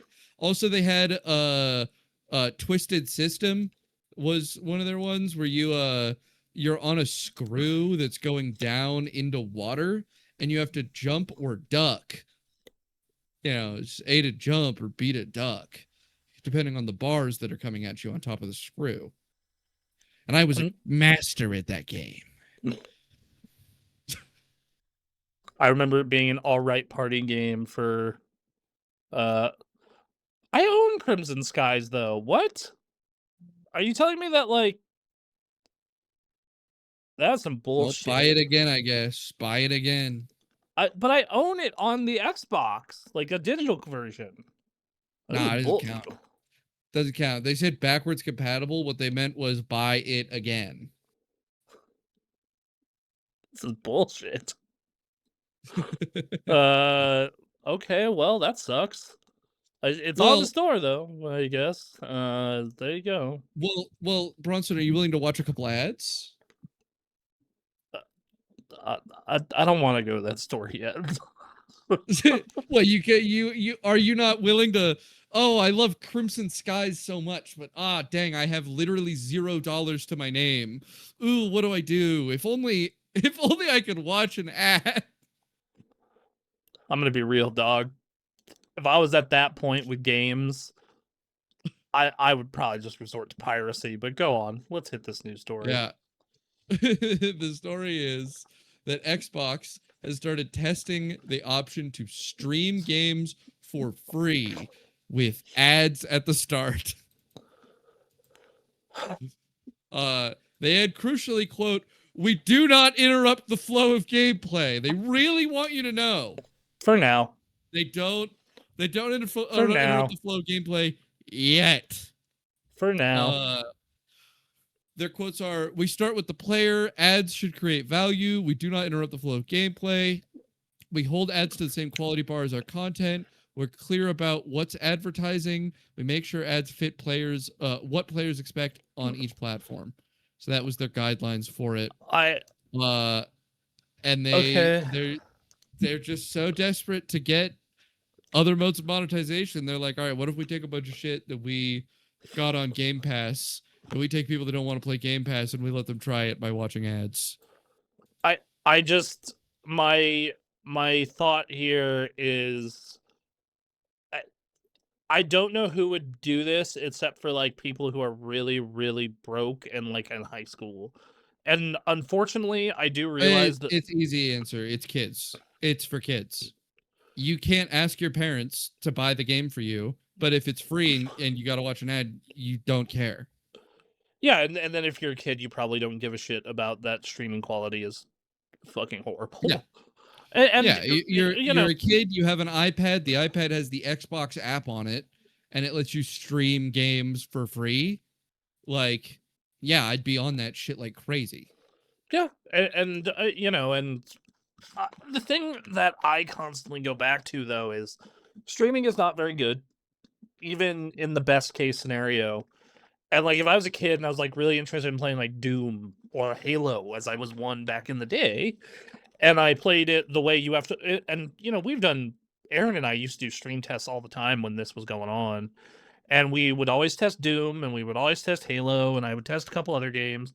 And the result I came back to is we are hooked up wired, we are hooked up on fiber, 1 gigabit, and we are still getting artifacting and lag and input delay, and for these kind of games, this sucks to play. Like if you watch the Devil May Cry anime and then you go to play DMC5 via this sucks. It's a hard time, yeah. It sucks. It's not good. There's also like terrible business strategy. This is an awful idea. In particular, the ads. So consumers have really low ad tolerance in like the amount of time that they're willing to watch ads. So if you're going over like 3 minutes, which is really pushing it, you're not going to get people to sit through it. Like, they won't do it. 3 minutes an hour, dude. That's fucking crazy. Anyway, right. Continue. So now here's the thing: is that if you intersperse that by interrupting programming, then your ad tolerance goes way up, because the reset period for ad tolerance viewing is actually relatively short, right? And that's what TV shows do. You make a 20-minute thing, right? You give it 3 minutes of ad, 10 minutes in, boom, commercial, 3 more minutes of ad, another 10 minutes, show ends, 20 minutes long. And they spend about 26 minutes, and then with bumpers, they've got fucking about a half hour of television, right?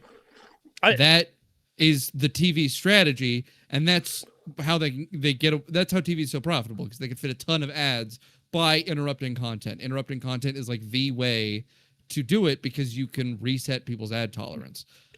They specifically are not interrupting content, which means what they're gonna get is they're gonna get an ad that makes them like actually pennies per viewer, right? They're gonna get like, again, I'm assuming they're going towards that high end, that 3-minute ad. If they're doing a 30-second or a 1 minute, they're making nothing, right? And then that player will play the game for like up to 8 hours. And then so hold on. No, they specifically said, I thought they said they were going to have ads at different points through the broadcast. So like Stream games they own for a limited time. The core game experience is unchanged. Sessions will be limited to 1 hour in length. So so you'll be able to play for an hour, shut it down, and start it back up to get another 3 minutes of ads. Even then, 3 minutes of ads per hour is horrible. It's a horrible rate of ads. The amount of money you're making for someone playing for 8 hours is in the dollars range. But you have to understand, Xbox is in its digging through the couch cushions era. Yeah. Like, so it's gonna make like absolutely shit income. The only way I could see it being financially viable is that they throw like a cavalcade of mega failures on there yes, that they are making nothing off of, and then they go, "Oh, play this, fucking watch an ad, I guess." just unfortunately, I do think going forward, stuff like this is going to have to be viable and important. The problem is I think it is bad for video games, not just in a like more ads and monetization feeling gross, but in this aspect of video games are something you want to traditionally get into a flow state with. Like when I play, for example, I've been playing college football, especially ever since they patched it to not have gross monetization problems in the story for the campaign. And like when I play college football, I want to get into like a good 4 or 5 hour session of running my college and running my shit. And like if I was getting interrupted every hour for 3 minutes of ads, I'd fucking hate that game. It would suck. Yeah, so it's. But again, you're not a child. This is for children. Even if I was really a child, young kids. Yeah, like I guess if I was like, if I was when you were a child, you would have cared. Yeah, yes. But if you were a child now, you would not care because you've been hit with such like way more egregious ads in games that you've almost certainly been conditioned to not care. Man, if Phoebe and I have a kid, that kid is going to be such an outlier for content consumption. It's going to be reason weird.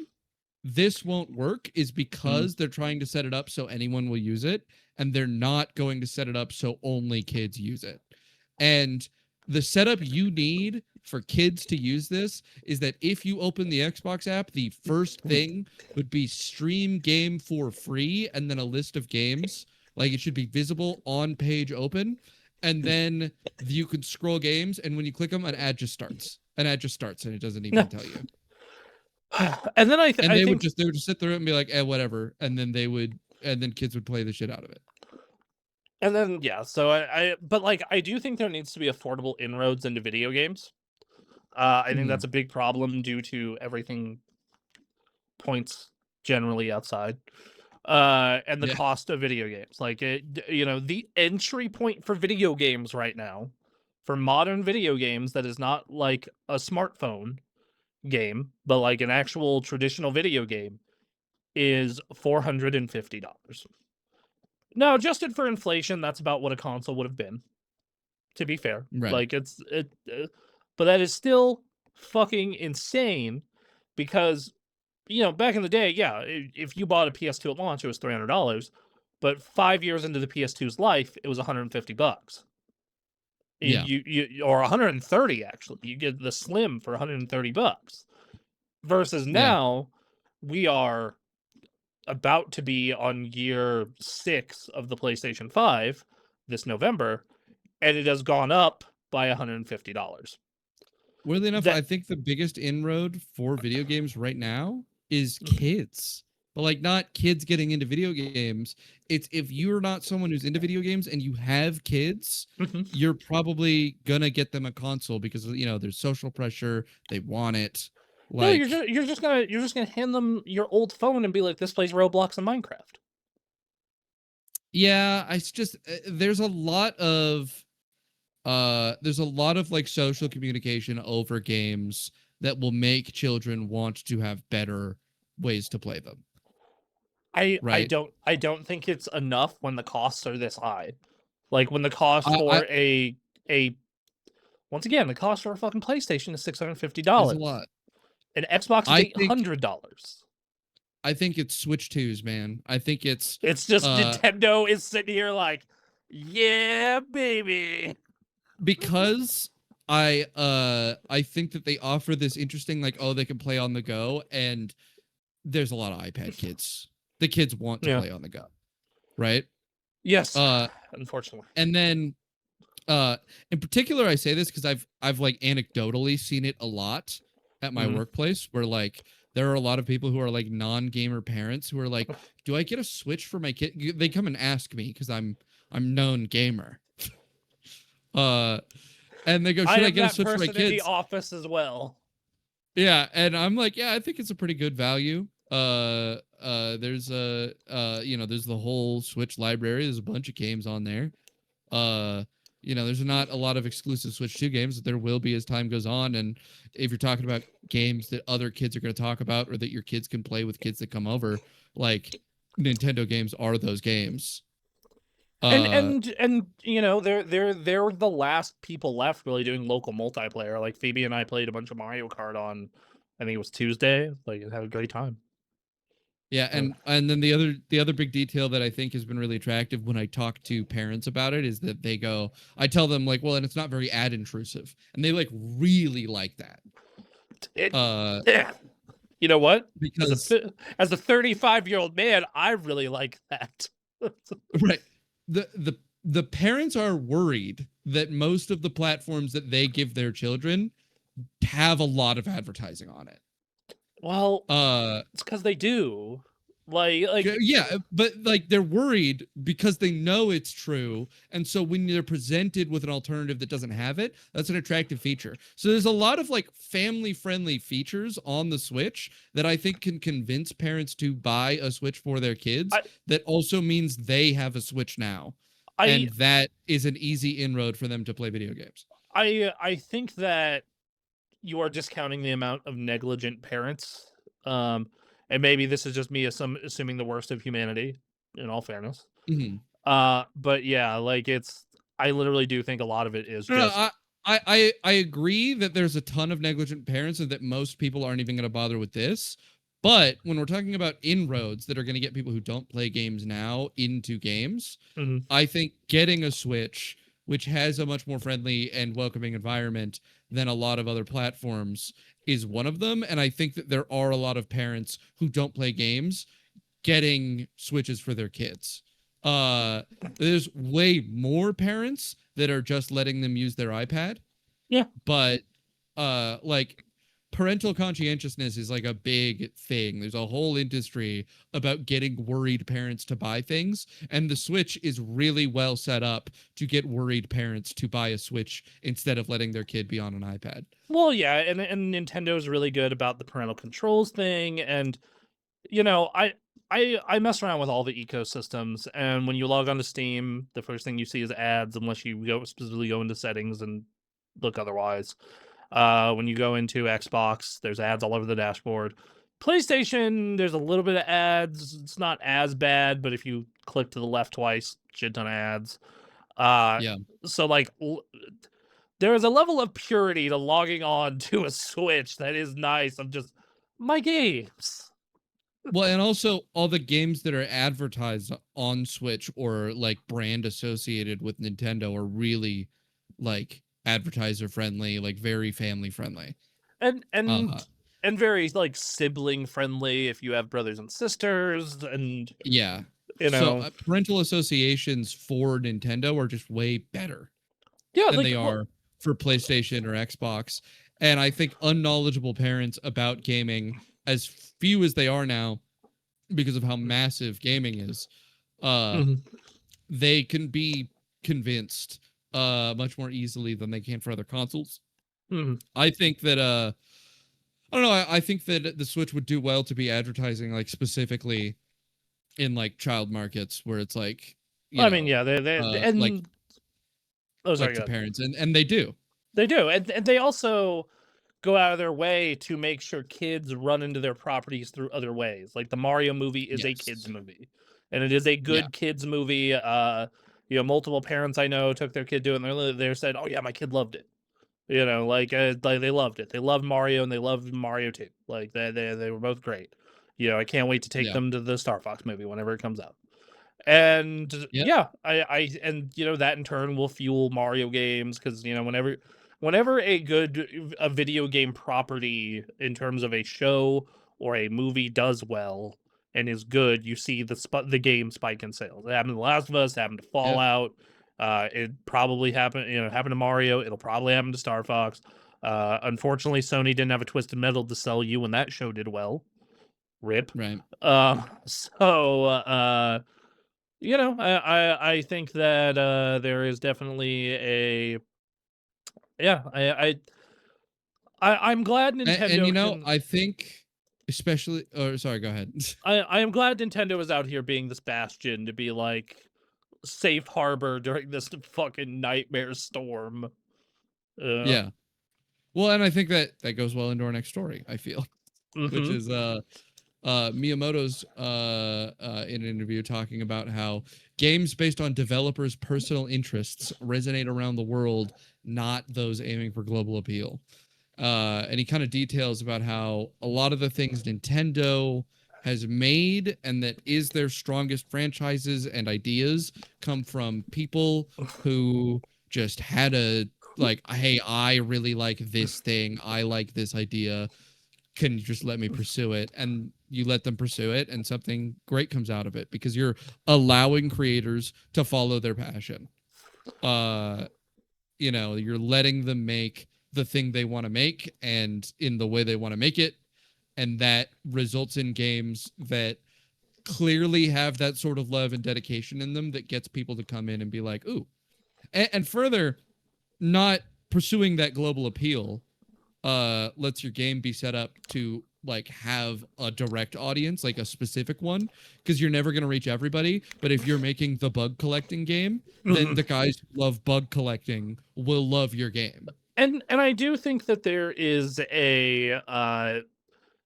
this is something Anthony and I have talked about a million times, where games get focus grouped to death or mass appealed to death, where you see it all the time. And we did a Game Cave episode on this, was the soul of your game. People should go watch that, where we kind of go into this topic where the reasons why Assassin's Creed sucks now is because they tried to make Assassin's Creed appeal to every last person on the planet. And it's part of why that those games are bad now.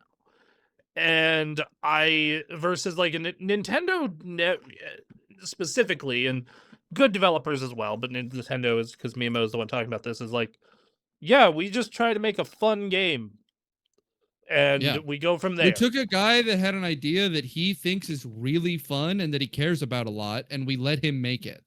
Yes, and that's kind of I think Assassin's Creed is such a perfect example too, because you know what they just recently put out that was really successful? Black Flag. Fucking Black Flag remake. I'm and waiting you know for what it to Black get, like, Flag is, $20. unlike all the rest of their fucking games. Black Flag is a game for people who think pirates sounds fun. Yes, and the early Assassin's Creed games were like Jade Raymond's baby. It was like I think this is cool, and this is a cool thing. And then Splatoon, the core concept was, what would happen if we had a game about painting an area and competing for territory, and then they turned it into a proper game. I think that having a soul and having because you can't make a game for everybody, and if you do, there's not I think that Halo remake is a perfect example of that, of where they're trying to make a game for everybody and it's failing.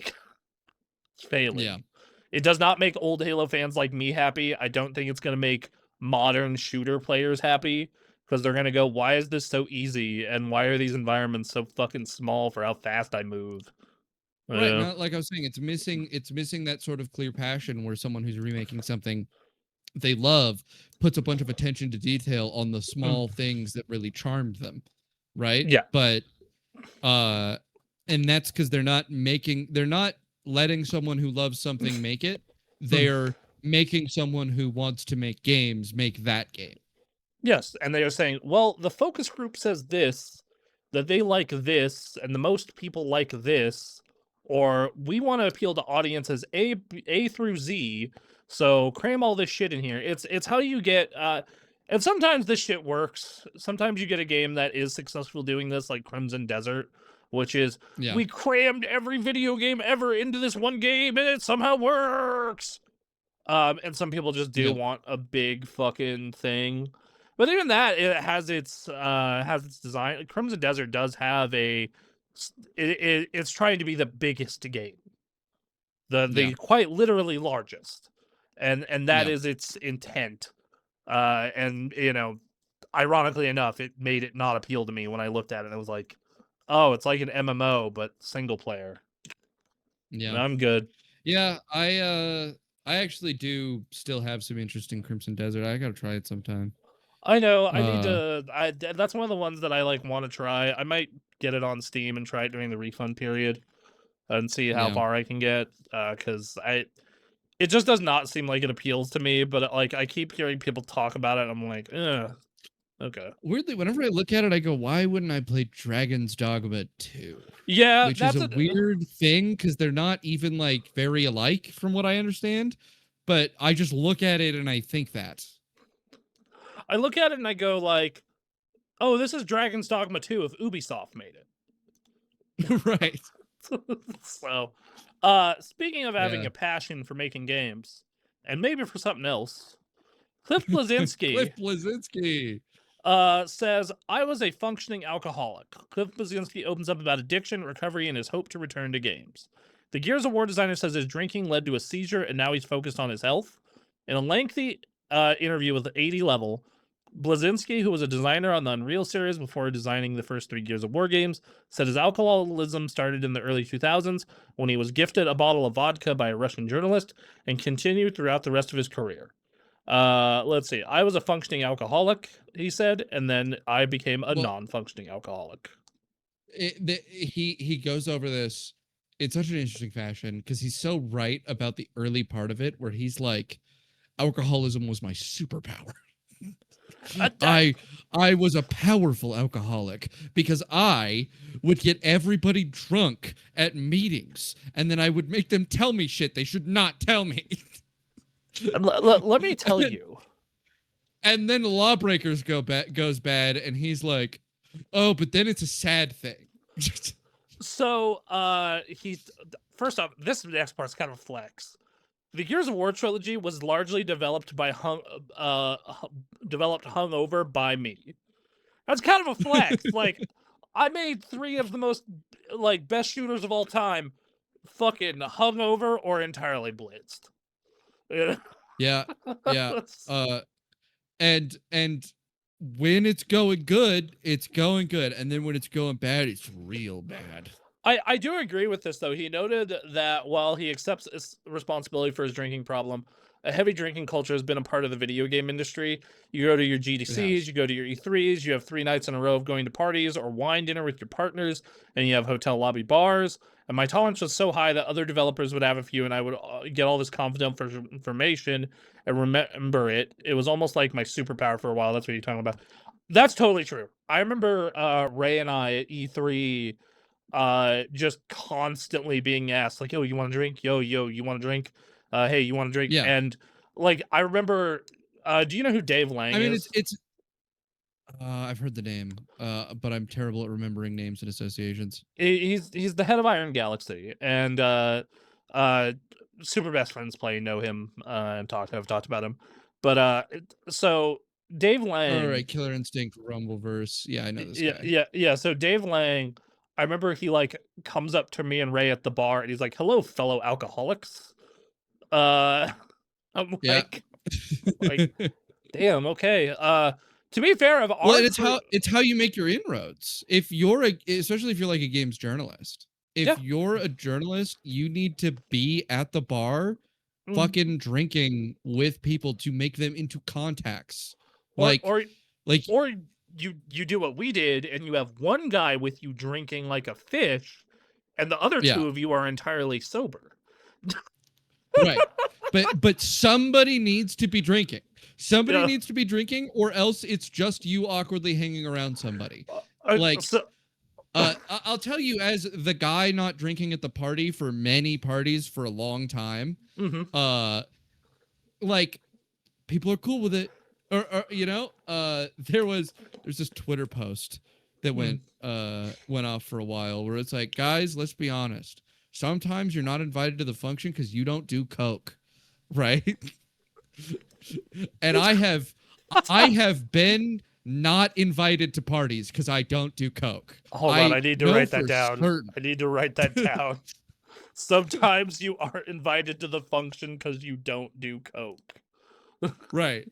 And the reality is that the same thing applies a little bit to alcohol, right? Where like someone wants to be drinking and they want to be hanging out with people drinking, and that's the activity they're there to be doing. And if you're not there drinking, it's like weird that you're there. And they're not going to invite you out to go drinking, right? Nobody minds if you're there, but they're not going to ask you to go to the bar with them. So this is what and if you're in the games industry and all of the important people are out drinking at the bars, you need to be there because you need to be socially involved with them to be professionally involved with them. Yes, and honestly, the best route to do that, pro tip for those of you who are young and still going to these events, God, I wish I had that energy. But let's say you were to go to SGF.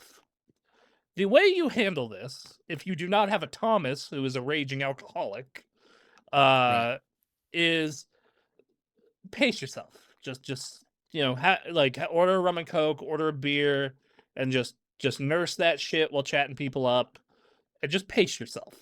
Just pace yourself. Yeah. All right. You do not need to get blitzed. That is your prerogative, though. If you wanna pull a Thomas and drink like, well, I would even argue. Mm-hmm. Learn to appear way more blitzed than you are. Be a lightweight. Be a lightweight for the love of God. All right? Because you don't have to literally be a lightweight, but you should be a lightweight. Because the appearance of all of the parts of getting drunk is what you need, right? Like, if you're a lightweight, because I'm a pretty lightweight, right? People don't make you actually drink a lot more once you're already very drunk. Right? Fucking you lucky sons of bitches. You lucky sons of bitches. I got a story for this when you get through this part. Sorry. Well, here's the thing. I've been through both experiences because I used to be incredibly tolerant. It's just something about my genetics or something. So I used to have to drink like 10 shots, like anytime I would be drinking. Shot. Yeah. But nowadays it's like, like 1 or 2, maybe 3. And I'm drunk, right? And what you're doing when you're out socializing is you're trying to be a part of the thing that people are experiencing, right? And so if you do want to be getting drunk, right? If you're just pacing yourself and being like, oh, and I'm not drinking a lot, that you want to be kind of electric. You want to get these people interested in you. You're there for a social experience that gets you connected to people. And if your concern is to like stay limited, that might get in your way. And that leads some people to this position where they're like, oh, I want to pace myself, but I care more about getting this done. And so they still drink very heavily. I see, and this is where being a heavyweight helps you, though, because it's true. People are like, "We thrown it back," and then in the back of my head is like, "This ain't shit." Right, right, and that's the thing. If everybody's throwing it back and you're the one who is out, you're gonna feel a little socially ostracized, and that is what you're trying to avoid. So if you're either very capable of taking that, then great, or you just look drunk early on and then be like, oh, I've had too much, but you should take one, get involved. That's the key. But I've weirdly, for a guy who's not been to the events, I've thought about this like a lot. Mostly from my other personal social experiences of like how you get yourself socially involved, socially ingratiated without doing shit you don't want to do.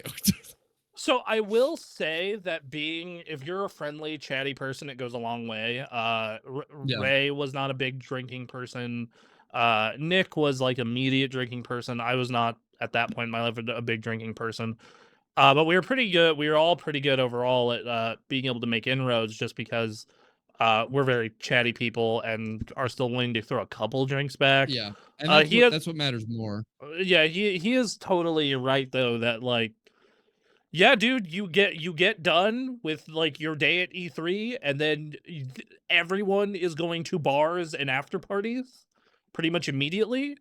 And then in our case, the real fucked up part is we still had to go work after, because we didn't stay at the hotel by the convention center, so we couldn't go do the show floor, go work real quick, and then party.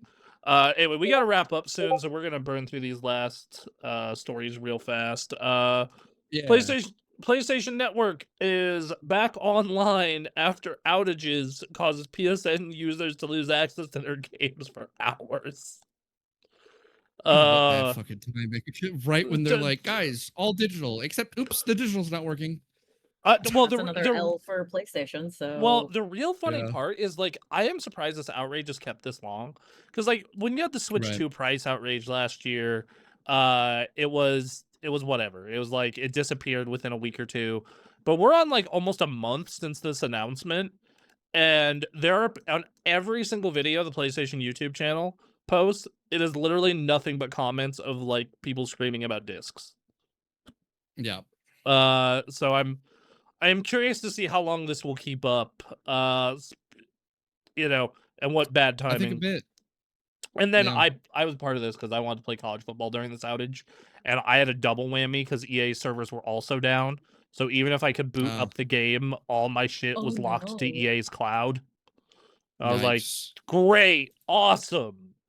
Yeah, then we have PlayStation confirming Kratos will return after God of War Laufey, and they also have a release date. Yeah, February 16th. For God of War Laufey. And that game so will there's going to be another game after, and Kratos will be in it. Sick. He's going to be in this game. They already showed him in this game. What are we complaining about? I don't know, but I mean, it's not about him. It's not about him. That's okay. It's all right, guys. He'll be back. Your angry bald man will be back. All right. And again, he's also definitely in it. He's returning. We'll skip the marathon story, or we'll do the marathon very quick. But Joe Ziegler exits after a 10th month for Bungie. A bunch of layoffs happened. He left. The head of Marathon is gone. Yeah. A lot can't hold on to anybody. Well, a lot of people credit him with saving the game after it went through crisis during development. So I guess you know, and he's apparently like just crisis management guy because he did something similar for Valorant. So I guess hey, that's a good special to have. Yeah. Well, luckily Bungie's not in a crisis, and they don't need that, right? Yeah. Bungie's been in a crisis for 35 years. That's just how Bungie lives. Anyway, last news story. This one I'll get into a little bit. This goes back to the thing where we talk about just like people have a price threshold with video games. The Steam Deck's demand is reportedly cratered. Right now, it looks like Steam Deck is selling 82% fewer units than it did last year. And it's 72% drop in revenue supposedly. That's not surprising. It went from $550 to $790 for the low end models. PlayStation had a 58% drop, going from $550 to $650. There is a threshold that most people are willing to pay to play video games. That threshold is well below, honestly, $700. Most people aren't willing to play. So, like, 500 was the sweet spot that people got okay with, and that is just not. You're not going to go above that. It's the same thing in graphics cards. Like, most people see graphics cards as the part you need to play video games, which most of the time is true. You look at what are the most popular graphics cards, they're all the ones that are $500 or less. And AMD even said this. Like, AMD was straight up like, the most popular cards are in the sub $600 area. Yeah. So, take that how you will, but that's where you're at. That's where it is. Anyway, everybody, Duncan has to go. Also, Duncan's a birthday boy. do. Everyone go talk and yell at Duncan and tell him that he's old and dying. Thanks, guys. Happy I birthday! know, 28, 1 foot in the grave, right? Yep. Oh, that's right. That's right. I joked with my girlfriend about that, where when we started dating, I was 31 and she was 27, and I joked with her. It's like, man, you're really robbing the grave. So, anyway, we love you guys. We'll be back next week. Anthony's still working on his Bond review. Duncan's still working on his thing. I'm still working on my thing. And we'll be back soon. Yeah, we love you. Bye. Bye.